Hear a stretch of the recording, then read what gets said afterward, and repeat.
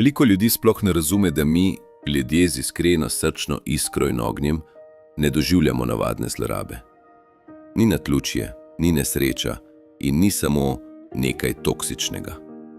Pogosto se čuti, kot da je vse skupaj načrtno, usklajeno in temno, kot da nekdo napada tvojo notranjost, ne samo tvoj In ja, za tem res stoji nekaj globljega. Ljudje, ki empatijo ranijo, delujejo iz svoje temne strani. To so ljudje, ki so polni nepredelanih ran, jeze, zavisti in strahu. Ne znajo se umiriti, nimajo stika s sabo in jih vodi njihov ego, ne srce. Ker niso povezani s svojo svetlobo, se hranijo z energijo drugih. To počnejo nezavedno, ker ne znajo drugače. In ko pride empat, ki se prebuja, raste, ozavešča, se njihova senca kar sama pokaže. Tvoja mirnost jih moti, tvoja moč jih plaši. Tvoja iskrenost razbije njihovo lažno podobo. Tvoja neodvisnost jim vzame občutek kontrole. Tvoja rast ostavi vzorce, ki so jih poznali vse življenje. Zato se ob tebi počutijo ogrožene, čeprav jim nisi nič naredil. Ker jim tvoja prisotnost pokaže vse, česar nočejo videti pri sebi. In zato se lahko začnejo obnašati, kot da se je svet zarotil proti tebi.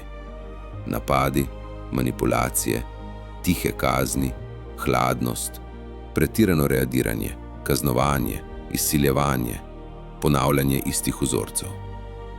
Empatu se to pogosto zdi kot nek ritual, kot usklajen napad, ki se zgodi na več strani naenkrat.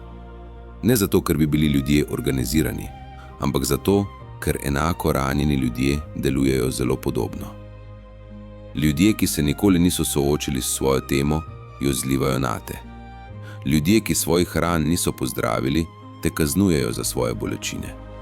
Ljudje, ki nimajo stika s sabo, se bojijo tebe, ker ti stik imaš.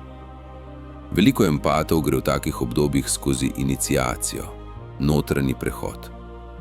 Čuti se težko, naporno, včasih skoraj neznosno, kot da se stara verzija tebe podira. In prav to se dogaja. Ne umiraš, spreminjaš se. Ne izgubljaš razuma, zapiraš stara vrata.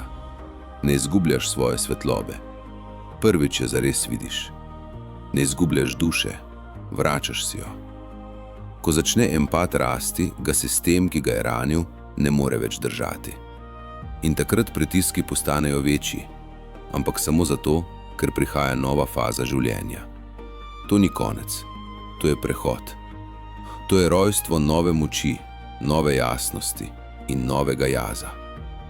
Zato empati vedno ostanejo, ker to, kar naj bi te uničilo, te v resnici oblikuje.